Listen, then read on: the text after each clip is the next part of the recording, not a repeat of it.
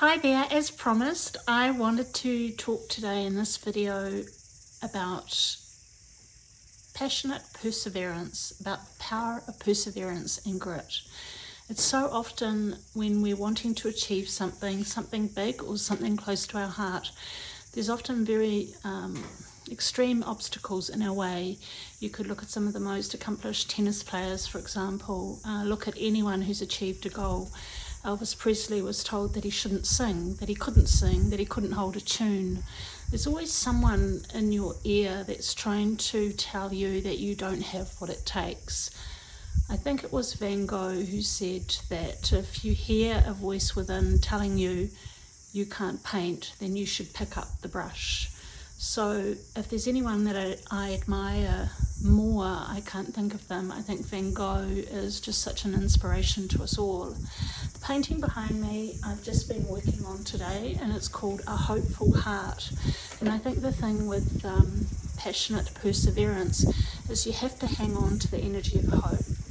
Leonardo da Vinci once talked about the power of hope and how important it was. And without hope and without love, he said, what is there? And that is the thing. Sometimes we just give up, and it's just about when we're going to strike gold. I think that's the lovely thing about persevering just for yourself, not necessarily because you're trying to impress anyone else, but because it's a little challenge for you, something that you would like to do. People may have told you, I remember a family member saying to me, no one wants to read your books. I think he said you're crap, is how he said it. It's not a very nice thing for a sibling to say to another sibling, but there you have it. That is life. Sometimes people are going to be unkind. As I share in my book, The Little Princess, there was a time when I was developing a tool which I called the Passion Pack. And all it was tiny bits of inspiration to inspire people and make them feel excited. It was just something I felt could be really useful for people. I guess it was my way of being of service to uplift myself, but also to uplift others. And I was at a dinner party, and somebody said to me, oh, what are you doing? And I explained I was developing a tool called the Passion Pack. And she said to me, oh, people like you make me sick. And I thought, gosh, what have I done? And she said, you're always telling people how to live their life. And I began to explain that I wasn't really, it was just insights and inspiration, and if they wanted to read it, they could. I wasn't ramming it down anyone's throat. And the more I began to explain, the more angry she became, and she eventually said to me, my, aren't we a little princess? And it was so shocking for me until I had this sort of moment of clarity and insight. And I remember thinking, gosh, this isn't about me. This is about her. This is something that she has a challenge with. And I stopped trying to convince her. I stopped trying to people please. And so I realized that that was the gift. So sometimes things happen in life, and you hear these things, oh, everything happens for a reason, and you think, oh, really? I just can't do with one more thing not going my way. And I remember now that moment, it was such a turning moment for me to realize I didn't have to impress other people, that realized that, as they said in that movie Bambi, I think it was, that kind people don't make you feel inferior. Kind people try and uplift other people. So that was just a reminder for me, and I think it's an important part of perseverance. You have to find your believing mirrors. Maybe your believing mirror is just yourself. Maybe it's affirmations. Maybe it's going to your passion journal or your joy journal or whatever you want to call it. Maybe it's a really good friend. Maybe if you're lucky it's your partner. Maybe you're lucky like some creatives have had, like Adele. Her mum was always in her corner, always backed her. I think her mum was a solo mum. Adele doesn't really talk about her father. But, she had Adele in her corner, always there for her. If she felt down, I remember Adele saying her mum came and stayed with her. So, some of us don't have that kind of upbringing. I wasn't encouraged to paint. I was encouraged to do other things like business things. But now when I look back, it's a really good skill to have, is to be a businesswoman who knows how to, or is comfortable, I'm not saying I know everything, but is comfortable marketing, is comfortable with business, is comfortable pricing, all those things. But think about your own goals, really identify what stands in your way, or who stands in your way. Is it yourself? Is it your own doubt? Our doubts can be our traitors. They can be the worst thing of all, that sometimes we have to believe in ourselves more than we actually do. We have to talk it up. Muhammad Ali is very famous, the boxer Muhammad Ali, for saying, I am the best, even before he won a fight. He would allow absolutely no doubt in his mind that he was going to achieve his goals. Now, some people say, well, maybe doubt's not a bad thing, because, you should face the big sea, face the big wave, and then you can go under it or around it, like Michael Jordan, the fantastic basketball player or former basketball player. He said that obstacles don't have to stop you, just find a way to go around, under or through. So I had the experience of selling my paintings, and then in a gallery, a local gallery, and the gallery was very tiny, and I wanted to paint bigger paintings, and I sort of asked her sometimes, if people come in and they want a bigger painting, could you let me know? And I didn't mind paying a commission to her, but she was a bit funny about it. And then she started just to get funny with me and peculiar, and anyway, long story short, my partner said, I don't like the way she's treating you, and he said, why don't you open your own gallery? And I thought, how could I do that? Where would I do that? And we're 12 minutes from town in Kerikeri. It's not exactly a big suburban centre. And we only just had a farm shed, an implement shed, didn't even have proper doors or anything like that. But anyway, long story short, in the wake of COVID, I opened my own gallery. And when we talk about obstacles, it was my own kind of fear, my own doubt. Who will come to my gallery? My gallery is not fancy. My gallery doesn't have all these things and great lights and amazing sign. Anyway, the list went on and on and on. And then I thought, you know what? I'm just going to show up anyway. I'm just going to open anyway. And then maybe there's just this thing about, if you're in the right space, sometimes opportunity knocks. And at that exact moment that I opened the gallery with my funny little sign that I'd made, a family with 3 generations of family went down.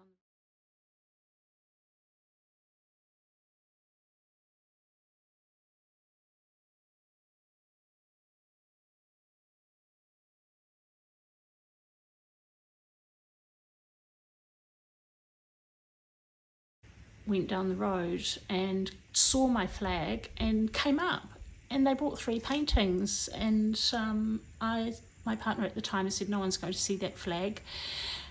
He thought it should have been red and it was green. And anyway, I said, how did you know I was here? And they said, we saw your flag. So that was really lovely. And since then, I've had wonderful shows. I've had people come to the gallery and buy art. I've had people commission giant paintings. I've got a couple here that I'm working on at the moment. I've got a lady flying in from Australia to do an art retreat next week, because, someone said, why don't you have art retreats? And I thought, well, who's going to come to my art retreat? But what I want to leave you with when it comes down to perseverance is, if you're doing something that you're truly, truly passionate about, it's in your heart. This is why this painting is called The Hopeful Heart. It's in your heart. There's something in your heart. Now, it may be anger. You may want to sort of get even with people who tell you can't do something. You may want to show them, like, who's that singer? And he would sing, I get knocked down, but I get back up again. And he got the hugest, biggest record deal ever. His name escapes me, but I'll put it in the comments. And he was told that he was useless and would never amount to anything. And there he is. He sold out, I think it was Wembley. And yes, he's got the biggest record deal of all time, bigger than even the Bee Gees. Elton John the same. There's heaps of people that have had obstacles in their way, but they had a passion. They had a passion to prove people wrong. Maybe it's just your passion, as I do, for beauty and colour but also the purpose I find in painting, and the deep comfort, like Van Gogh, that I find in painting. The resilience I get from just showing up for my work, and then the way that I've touched people's hearts, and I've had to overcome that worry that I'm not good enough. You just have to keep showing up, is all I can say to you. If you need a lot of encouragement, if you've got real issues around self-esteem and self-worth, then go and work on it. I've been to a lot of therapists in my time. I'm a trained therapist. Sometimes I'll still reach out because I need someone to talk to I'm not going to be judged or told off or whatever. We all need someone to talk to get through our disbelieving aspects. You might need a mentor. A lot of people come and see me for creativity coaching, and in the past for my career coaching. They come to my workshops to learn techniques. Just, I think it's a good thing to list down the things that are perhaps getting in the way of you persevering. And list those things and then come up with a solution. You might also think about times where you felt like giving up, but you kept going anyway. That's a really great thing. In recruitment, we used to say the past is a predictor of the future. So you think of a time in the past where you felt like giving up. Imagine it's an interview question. And what kept you going? What did you do? And imagine someone's following you with a video camera, really, really noticing what you did. Remind yourself. We use in interview techniques, it's called the STAR technique. And it's, what was the situation? What were the tactics? What choices were you faced with? What action did you take? And what was the result? So, for example, when I was doing my psychology degree, I had to do a paper, and it was called Brain and Behaviour, and it was very, very scientific, hugely scientific. I found it very challenging because my mind, I don't have a natural science mind. I find it quite hard to, look at me. I'm an abstract person. And I found it very difficult. So, the situation was, in order to do my degree, finish a degree, I had to do this paper, Brain and Behaviour. That was the situation. The tactics, when I felt like I'm out of my depth, I wanted to give up. I didn't want to go and do the exam. Even when I went to the exam, I just wanted to walk out. That's one tactic. The other tactic is, find a way to learn in a way that suited my learning style and just go to the exam for an hour.